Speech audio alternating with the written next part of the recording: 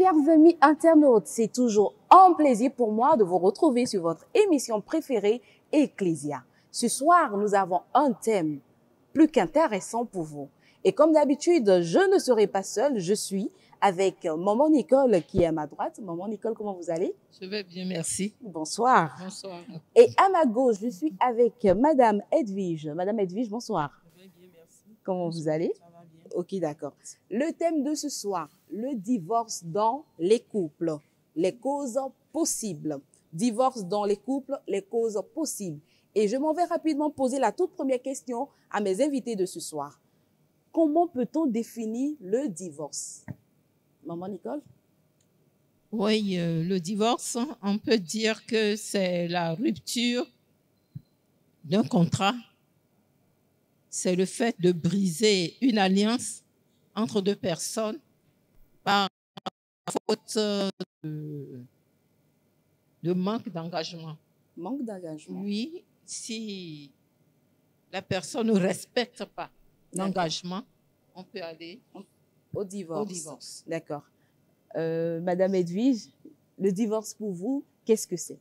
Le divorce, c'est une rupture entre deux personnes qui se sont entendues dès le début sur un point, mais faute du respect du contrat de l'un ou bien de l'autre, ça peut amener au divorce. D'accord. Alors, quelles sont les raisons qui peuvent conduire alors à ce divorce? Maman Nicole? Oui, tel que je le dis, c'est le non-respect des engagements Exemple? dans le contrat. Excusez-moi, généralement, c'est pas parce que je suis féministe, hein, mais souvent ça vient des hommes. D'accord. Permettez-moi de le dire.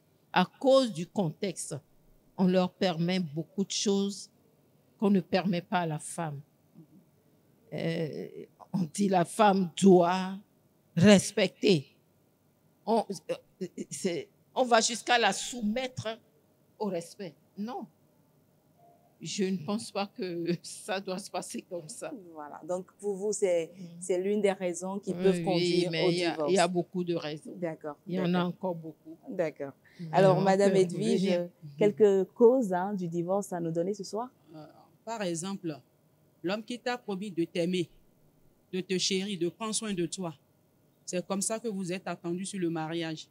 La femme qui a promis à l'homme, je serai soumise, tel que le Seigneur l'a dit. Mais arrivé dans le couple, bien dans le foyer, l'homme ne le fait pas comme il l'a promis, la femme ne le fait pas comme elle l'a promise, ça peut amener au divorce. Ça peut amener au conflit du divorce. Donc, si éventuellement l'homme arrivait à assumer son engagement, la femme aussi assume son engagement, je ne pense pas qu'on parlerait du divorce. D'accord. Quand on parle de couple, on parle forcément de l'union. On parle de l'union. Donc, en quoi est-ce que le sexe peut-il provoquer la séparation définitive d'un couple? Est-ce que selon vous, l'union sur le plan sexuel, si ça ne marche pas, est-ce que cela peut conduire au divorce d'un couple? Non, du coup, je ne pense pas. D'accord. Non, je ne pense pas. D'accord. Il faut s'entendre. Il faut corriger, apprendre à corriger ce qui ne va pas. Tout à fait. Oui, c'est une école. Donc, ça ne peut pas, à cause du sexe, je ne pense pas qu'on peut aller jusqu'au divorce, selon moi. D'accord. Je ne sais pas. D'accord. Madame Edwige? Selon moi, le sexe peut conduire au divorce. Mais dans le milieu chrétien, ce n'est pas conseillé. D'accord. Parce que rien n'est impossible à Dieu.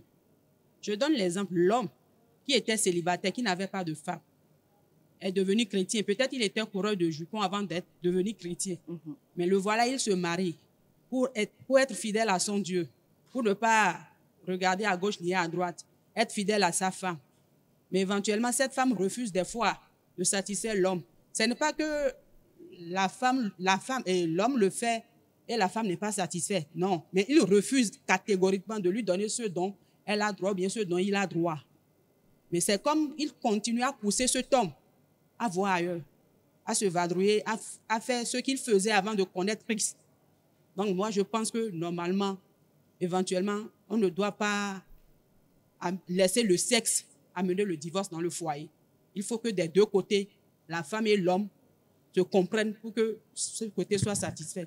Tout à fait. Alors, comment régler les conflits dans le couple pour ne pas en venir au divorce? Parce que un conflit qui ne se règle pas entraîne certainement d'autres. Et au fur et à mesure que ça évolue, ça peut créer, ça peut amener le divorce finalement. Alors, comment régler les conflits dans le couple pour que cela n'entraîne pas au divorce? Madame Nicole ou Madame Edwige? Sinon, selon moi, il faut d'abord l'amour. L'amour qui est le centre de toute chose. S'il y a réellement l'amour, le couple ne peut pas venir au divorce. Parce que pourquoi? C'est l'amour qui va amener le dialogue. Nous sommes ensemble pour quelque chose, pour construire quelque chose. Mais éventuellement, ça ne va pas. À cause de l'amour, j'appelle mon mari, bien j'appelle ma femme. À mon mari, à ma femme. Ça là, ça ne va pas. Ça là, ça ne va pas. Comment on va faire pour que ça puisse aller? Évidemment, nous sommes chrétiens, même si nous ne sommes pas chrétiens. Avant d'accepter de rester ensemble, on se connaissait. On causait, on parlait. C'est parce qu'on a parlé, on a causé, on a dialogué, on est venu au mariage. Tout à fait. Mais pourquoi abandonner ce dialogue qu'on faisait avant de nous marier? Pourquoi oublier l'amour qui nous a unis avant de nous marier? Si c'est par là que nous avons commencé, nous devons aussi continuer par là pour évoluer. Donc, selon moi, c'est ce que je peux compléter. Donc, on ne peut pas laisser le dialogue pour que le mariage réussisse. On ne peut pas aussi laisser le maître du mariage qui est le Seigneur qui a dit il n'est pas bon que l'homme soit seul. Je lui ferai une aide semblable pour dire que le mariage va marcher. Donc, si vous mettez Dieu hors de votre mariage, attendez-vous au divorce. D'accord. Oui, maman Nicole. J'allais dire qu'il faut beaucoup de communication. Il faut beaucoup communiquer. Il faut de la patience. Il faut beaucoup de compréhension. Il faut chercher à amener la paix. Il faut confier son foyer. Quand tu le lui confies, sois sûr qu'il va te conduire à bon port. Tout à fait. Oui, j'y crois. Alors, à vous entendre, ça a l'air vraiment facile à faire. Mais la réalité est là. Dans nos couples aujourd'hui, il y a pas mal de problèmes. Soit c'est le mari qui a perdu son boulot, c'est la femme qui a des caractères insupportables, c'est les enfants qu'il faut éduquer, la rentrée scolaire, les nerfs sont à vif. Donc, c'est beaucoup de choses, en fait. Donc, comment avoir la tempérance dans le couple? Comment avoir la patience? Comment causer? C'est vrai, nous nous aimons, ça c'est clair. Mais il arrive des moments où, sous le poids du quotidien, on n'est plus prêt à dialoguer. Si c'est l'homme qui a ce problème, par exemple, de dialogue, qu'est-ce que la femme doit faire? Madame Edwige. Selon moi, la femme ne peut que prier. La Bible dit, si les fondements sont brisés, que peut faire le juste? Le juste ne peut que prier. Nous avons la prière qui peut tout régler. La prière qui peut tout régler. Parce que pourquoi je dis ça? J'ai dit, si vous mettez Dieu hors de votre mariage, vous aurez des problèmes. Mais si vous savez que c'est lui qui est l'auteur du mariage, vous pouvez vous en sortir. Parce que ce qui dépasse l'homme ne le dépasse pas. Parce que lui, il est Dieu. Donc, si tu l'invites, il fera ce qu'il doit faire pour que ça y aille. C'est vrai qu'aujourd'hui, il y a des problèmes, des situations, des soucis. Peut-être l'homme a perdu son travail ou bien avant, c'était les deux personnes qui amenaient à la maison, mais aujourd'hui, c'est la femme seule qui amène ou bien l'homme, c'est l'homme seul qui amène. Mais cela ne va pas vous conduire au divorce. Parce que j'ai dit quelque chose au début. J'avais dit que avant de vous marier, vous avez déjà une habitude de vous parler ou bien de se dialoguer. Vous avez commencé par quelque part. Retournez encore là où vous avez commencé pour mieux avancer. Donc, ces soucis ne peuvent pas vous amener au divorce parce que rien n'est impossible à Dieu, rien n'est impossible à celui qui croit à Dieu. Parce que quels qu'en soient vos soucis, quelles qu'en soient vos malcompréhensions, vous ne pouvez rien régler. Vaut mieux d'être patient, d'être tempérant, d'avoir les fruits de l'esprit, la patience, la tempérance, la maîtrise de soi. Si le problème a commencé, ça va finir. Parce qu'il n'y a pas ce problème qui commence et qui ne finit pas. Si le problème est là, c'est parce que la solution est là. C'est vrai que ce n'est pas facile, mais par la prière, ça devient facile. Mais dans la chair, c'est difficile.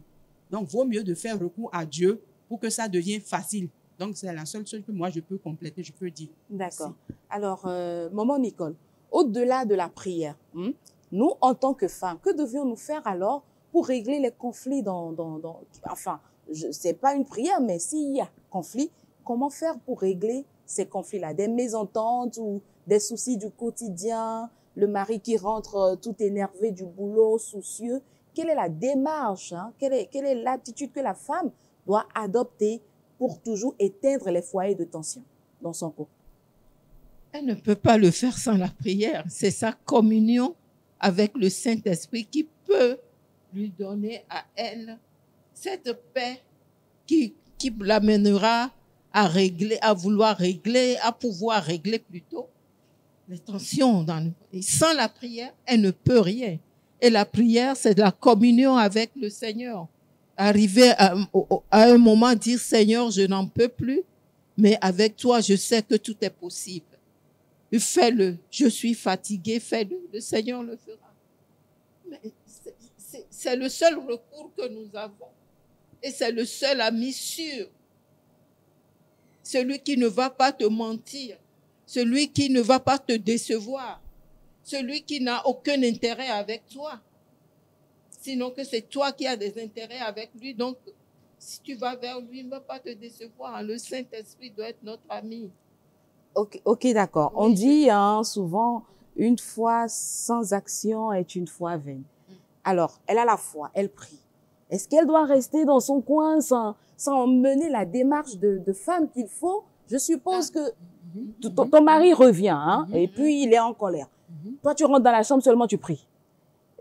Tu ne fais rien d'autre, tu pries. Mais si la prière, quand même, doit t'amener il faut déjà à poser des actes. Vous comprenez un peu là où je veux en venir? Tu sais, s'il est en colère, si tu ne pries pas, ne va pas vers lui. D'accord.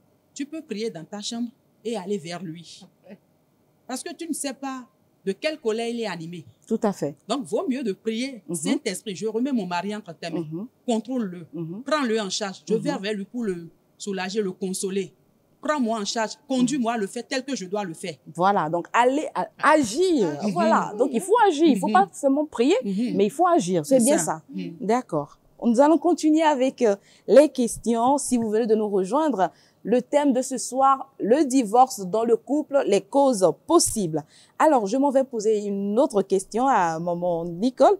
Quelles sont les conséquences du divorce sur les conjoints et les enfants pour les couples qui finalement se sont divorcés? D'accord? On a parlé, ils veulent pas entendre. Ils ont occulté le côté spirituel du couple. Le troisième homme du couple, ils l'ont enlevé. Finalement, ils ne se sont plus, comment dirais-je, accordés. Et finalement, ils ont divorcé. Cette question, c'est surtout pour avertir ceux qui veulent aller au divorce que, attention, il y a aussi peut-être un danger. Donc, quelles sont ces conséquences-là sur les personnes qui finalement se sont divorcées, les conséquences sur eux-mêmes déjà et sur les enfants s'ils en ont eu? Moi, je ne suis pas divorcée. D'accord. Il me serait difficile de répondre à cette question, honnêtement, mais ce que je peux dire, ce qui est sûr, on est déséquilibré. On ne peut plus jamais retrouver son équilibre. D'accord. Et par rapport aux enfants, les enfants seront divisés. Ils seront perturbés. Ils seront ballottés entre la mère et le père. Et c'est pas évident. Ce que le père va dire à l'enfant, tu ne sais pas. Ce que la mère aussi va dire à l'enfant, surtout nous, maman. Nous, les femmes, on bavarde beaucoup, on aime se plaindre. Et l'enfant sera amené à prendre position. Il ne faut pas souhaiter. Il ne faut pas souhaiter en arriver jusque-là. Parce que ça risque de perturber les enfants à vie. D'accord. Oui. D'accord. Ça risque de perturber les enfants. D'accord. Madame Edwige, quelque chose à ajouter? Que Dieu nous en préserve du divorce. Amen. Dans tous les cas, que Dieu nous en préserve du divorce et qu'il nous aide beaucoup pour que nous n'arrivions pas là. Amen. Parce que moi, j'ai suivi ça. Moi, mes parents se sont séparés. J'avais à peine 6 ans. 6 ans, 7 ans, quand mes parents se sont séparés. Ce n'est pas facile. Je ne le conseille pas. Parce que les enfants sont déséquilibrés. Si éventuellement le papa s'est remarié avec une autre femme, sois sûr, toi qui as laissé tes enfants là, n'attends pas quelque chose de spécial de tes enfants. Parce que pourquoi? La femme qui est là, qui t'a remplacé dans le foyer, que tu as abandonné ou bien que tu as laissé, elle ne va pas vouloir le bien de tes enfants. Elle va dire pour ses enfants d'abord, comment faire pour que le mari prenne soin d'elle et de ses enfants? Mais toi, tu es oublié, tes enfants sont oubliés. Donc, pourquoi en arriver là?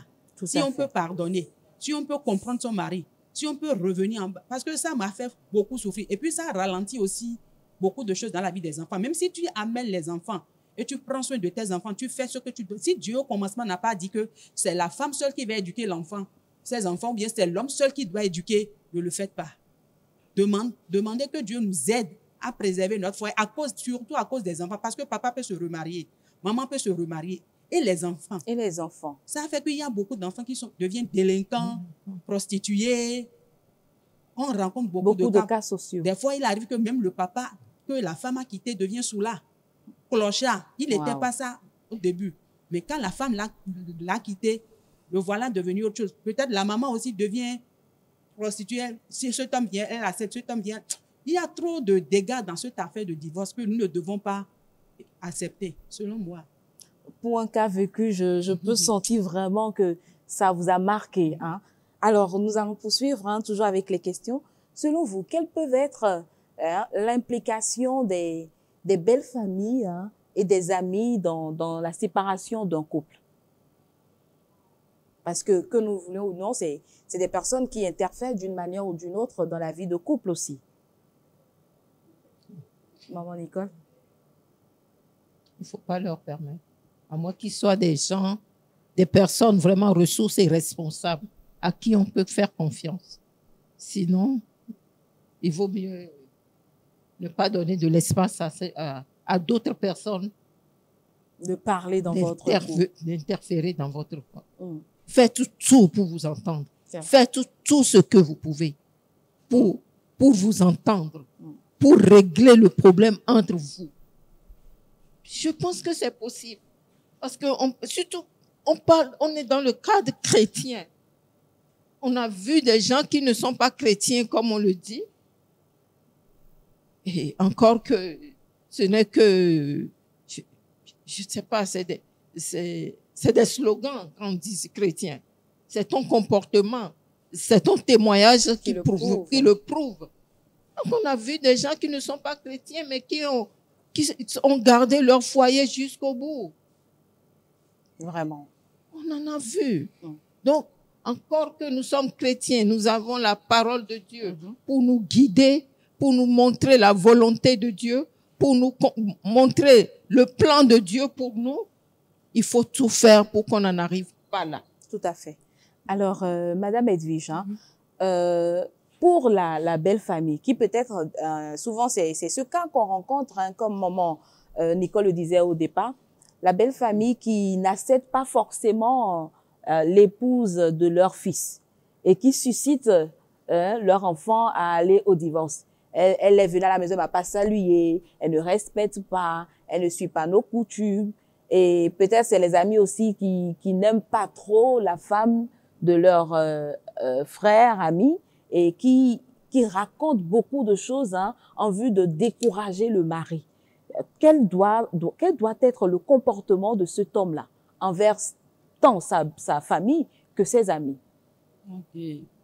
J'aime ma famille, c'est vrai. Mais j'aime mon mari plus que ma famille.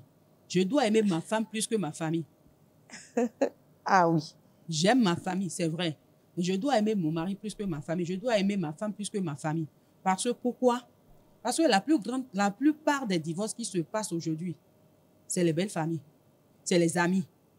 C'est eux qui sont à la base de beaucoup de divorces, en dehors du comportement de la femme ou bien du comportement du mari. De l'homme, oui. Parce que avant, j'avais dit au début que si vous vous êtes engagés à rester ensemble, c'est parce que vous vous êtes convenus. Quand vous avez accepté de rester ensemble, la belle famille n'était pas dedans. C'était vous les deux. C'est pas un mariage arrangé. Non, c'était vous les deux. Mais après, maintenant, la belle famille. Donc, l'homme doit tout faire pour sécuriser sa femme auprès de sa famille. La femme doit tout faire pour sécuriser aussi son mari auprès de sa famille. Parce qu'on dit souvent que les conseillers ne sont pas les payeurs. On dit souvent, les conseillers ne C'est sont, vrai pas en les, plus. Hein. ne sont pas les payeurs. Donc, il ne faut pas accepter que la belle famille vienne détruire votre foyer. Il ne faut pas accepter aussi du côté de la femme comme du côté du mari.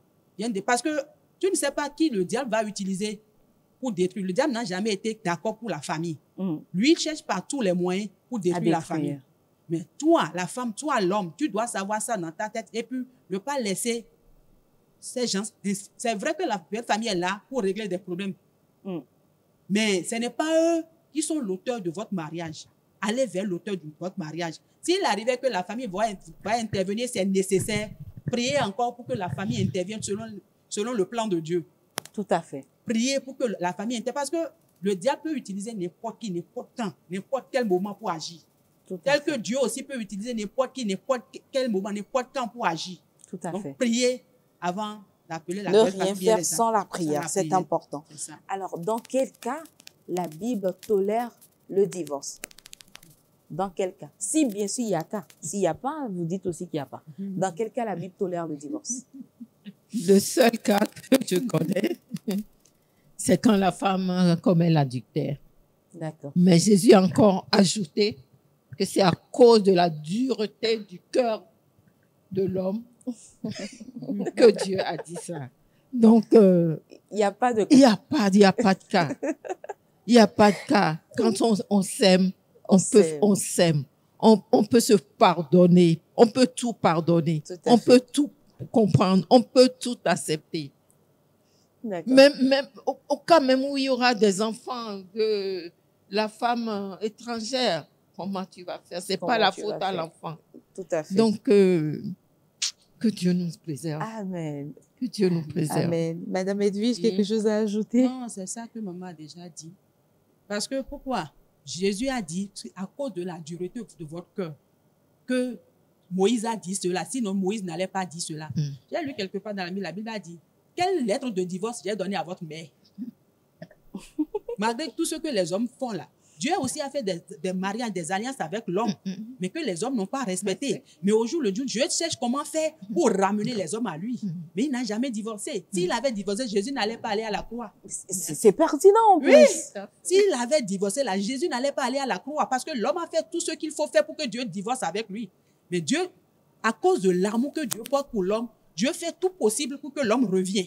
Malgré les incompétences de l'homme, malgré les caractères difficiles, il dit jusqu'à dire, vous êtes têtus, vous êtes des rebelles. Mais tout cela ne l'a pas amené à divorcer. À divorcer de nous. Non. Hein. Alors, qu'est-ce qu'un conjoint pourrait faire que toi-même en question, tu n'as pas déjà fait à Dieu et tu veux divorcer? C'est pourquoi il a parlé du pardon. C'est le pardon qui est au centre de toute chose. S'il y a le pardon, je ne pense pas qu'il aura divorce. Parce qu'il a dit, si vous ne pardonnez pas, moi, je ne vous pardonnerai pas.